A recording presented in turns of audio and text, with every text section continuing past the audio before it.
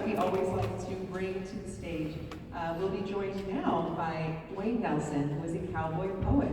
For those of you who don't know who that is, that's Duane.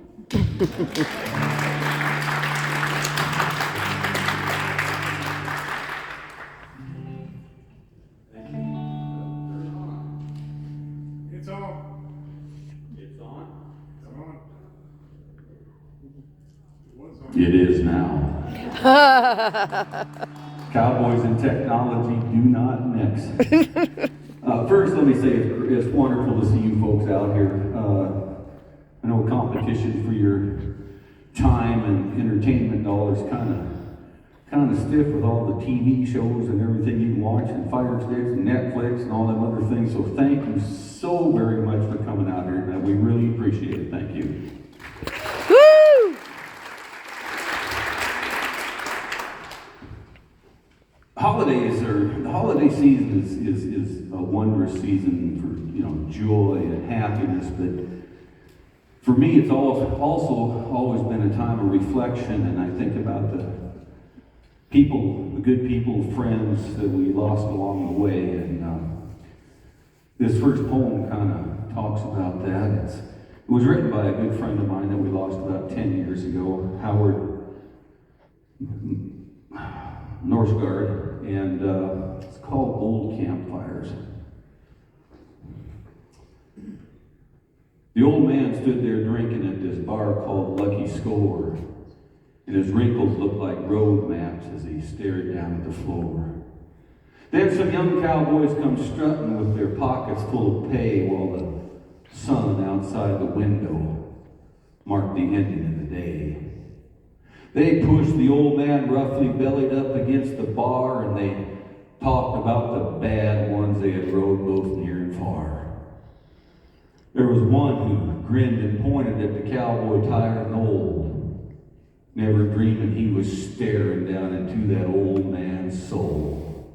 And he sneered. "Old man, do tell us of the times when you were great. 'Cause it seems you guys with whiskers always got some words to state. Come tell us of your great rides and the gals that turned your head, and of course of all the bad men that I'm sure you left for dead." When the old man turns towards him, there was silence in the room where before were 20 voices all conversing in the gloom. And he said, "You got that right, boy. The words you say are true. I'm just a broke old cowboy. I ain't young and tough like you. I've got no silver buckle holding up my brand new jeans nor $100 Stetson. See, I ain't a man of means. I've got no fancy saddle nor a headstall made of hair. My riata's not of nylon and I ride this old black mare. I've got no wife or kids to hear the stories that I tell. But I've been real close to heaven, boy. I rode the edge of hell. I watched Satan take the yearlings, rode night guard at 13. And I know that God was with me when we tried to ford the green and we lost the old chuck wagon. Cookie lost his life. No one there had asked him if he even had a wife. When old Chaco brought his warriors, we were camped down in the swale and the cattle got stampeded out on 20 miles of trail. Have you watched 10,000 longhorns, boy, where fences can't be seen, all stampede before the thunder, run 1,000,000 miles it seems?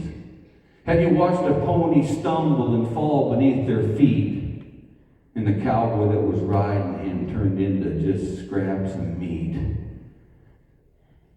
Have you watched the lightning flash and making fire on every horn while you screamed up in your saddle, praying God you'd not been born?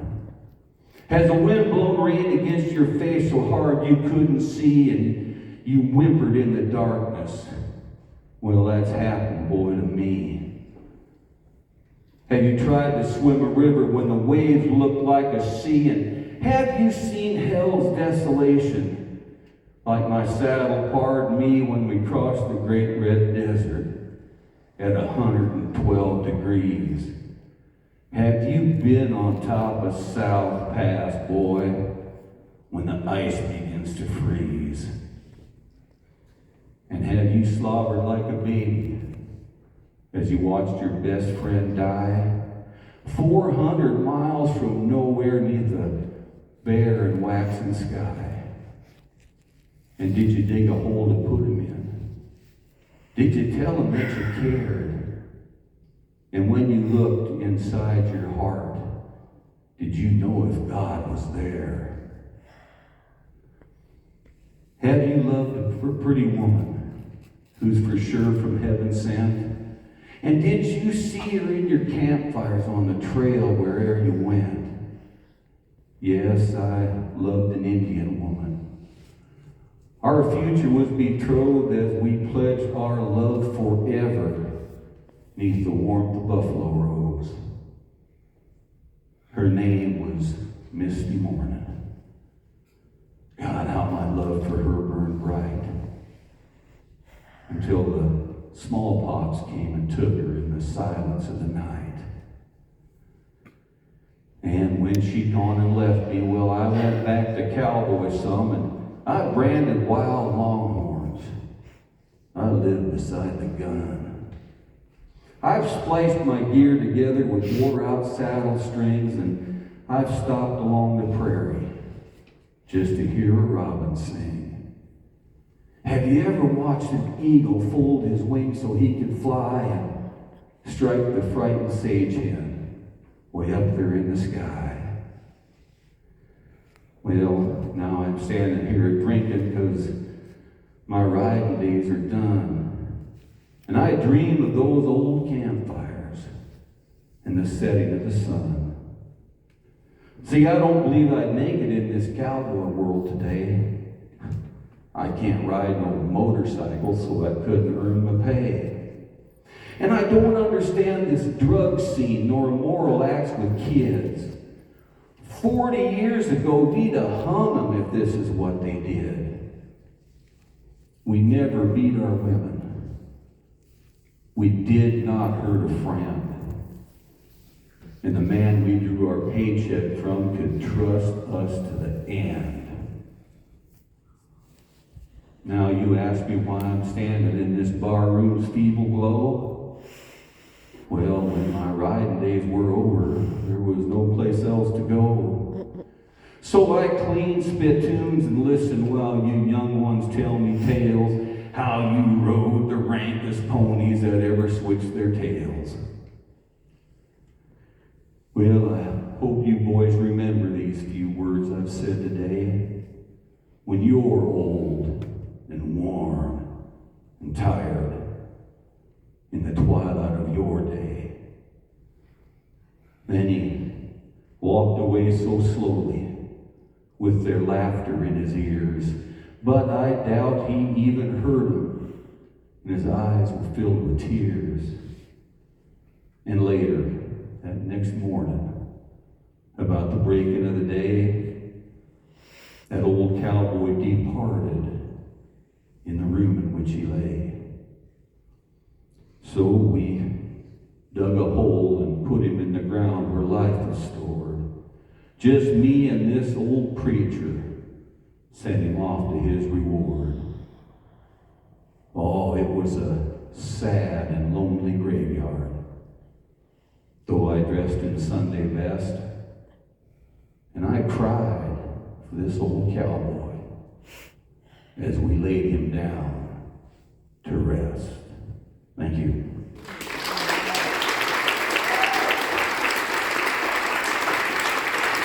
Thank you. Howard Morse, the old campfire. I don't really have a holiday or a Christmas poem to do for you tonight. I do have a request from, Paul D. Meister, so I had to do it in word Paul. And it's as close to a Christmas poem I guess I can do right now because it is about shopping. And it was written by a fellow named Bill Hershey. Now, I ain't much for shopping, or for going into town.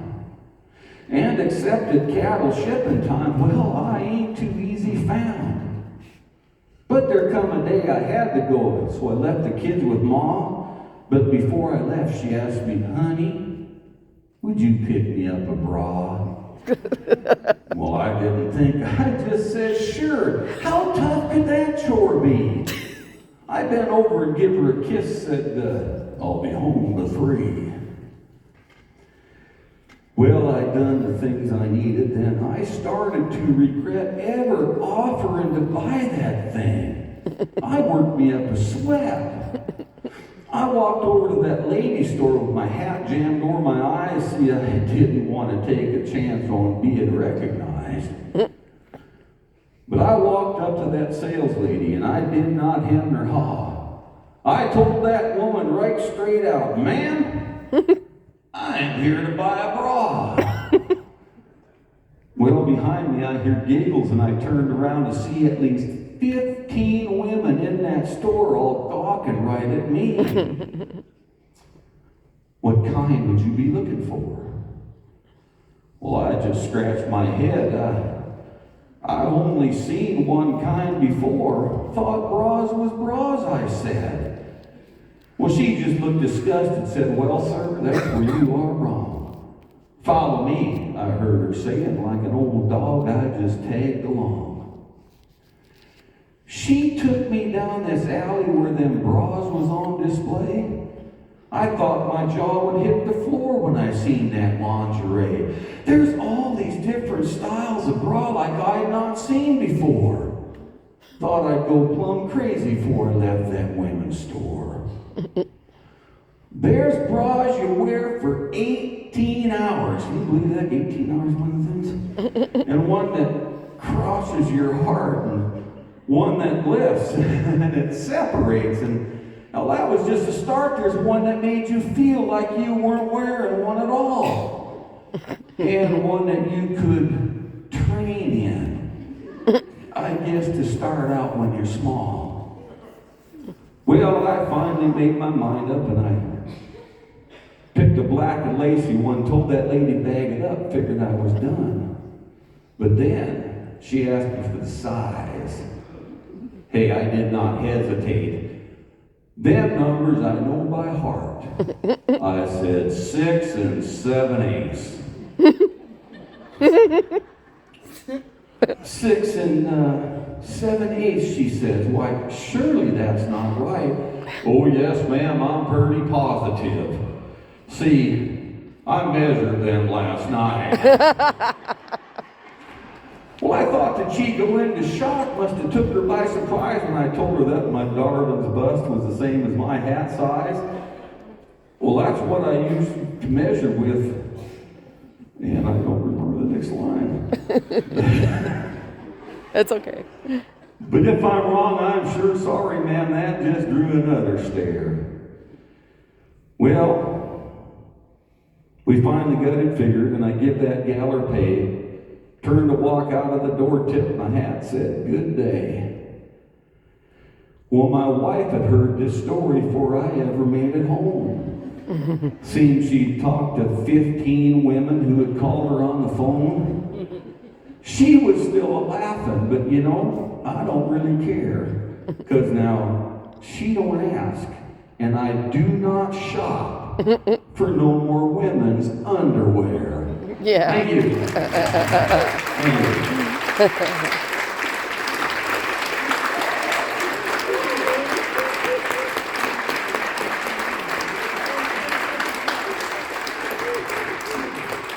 Okay, we're going to kind of shift gears again here for my last number. And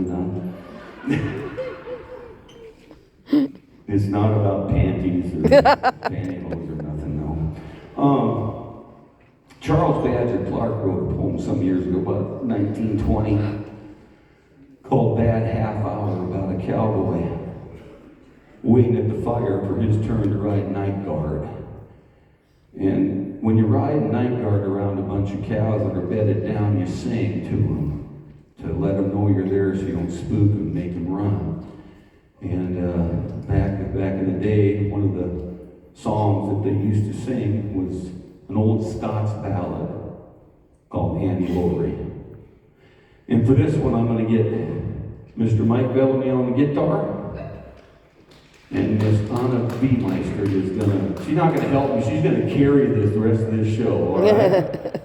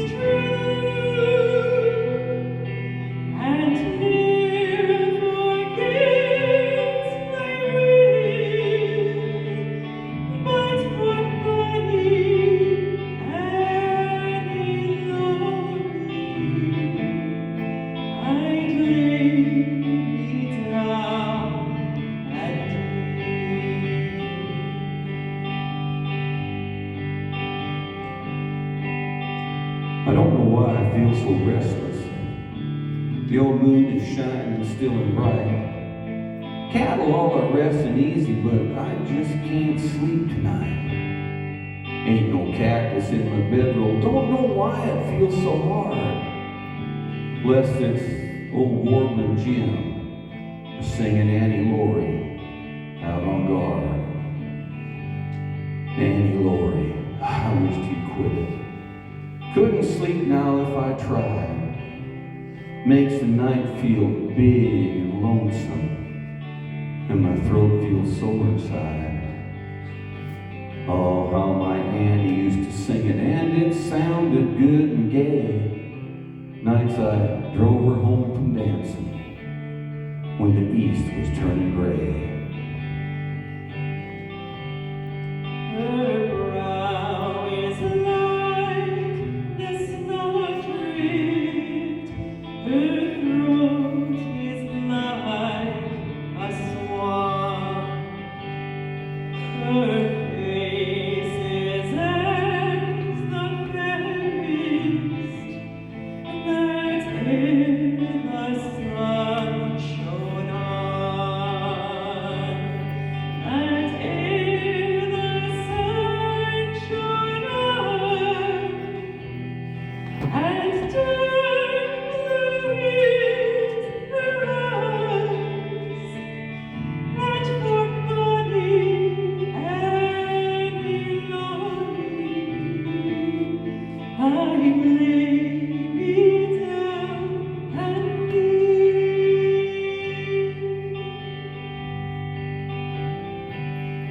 And her brow was like a snowdrift, and her eyes like quiet streams, and her face, oh, I still can see it much too frequent in my dreams. And her hand was soft and trembling that night beneath the tree, when I couldn't help but tell her she meant all the world to me. But her family said I was shiftless, wild, unsettled. They was right. See, I leaned towards punching cattle, and I'm at it still tonight. And she married young Doc Wilkins. Oh my Lord, but that was hard. I wish that fool had quit singing Annie Laurie out on guard.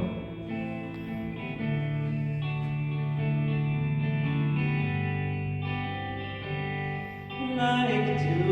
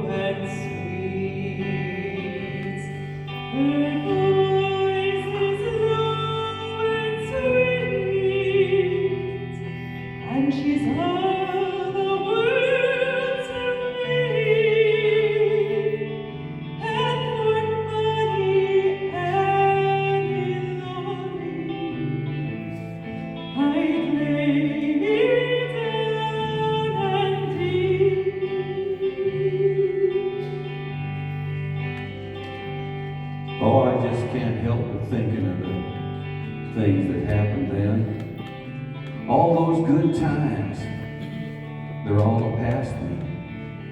Won't never come again. What's that? My turn? Yeah, I'll come running. Would you warm me up some coffee, pard? At least this'll keep old Warbling Jim from singing Annie Laurie all night out on guard.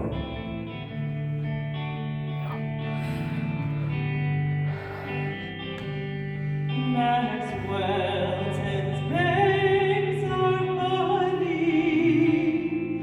where early falls the dew, and 'twas there that Annie Laurie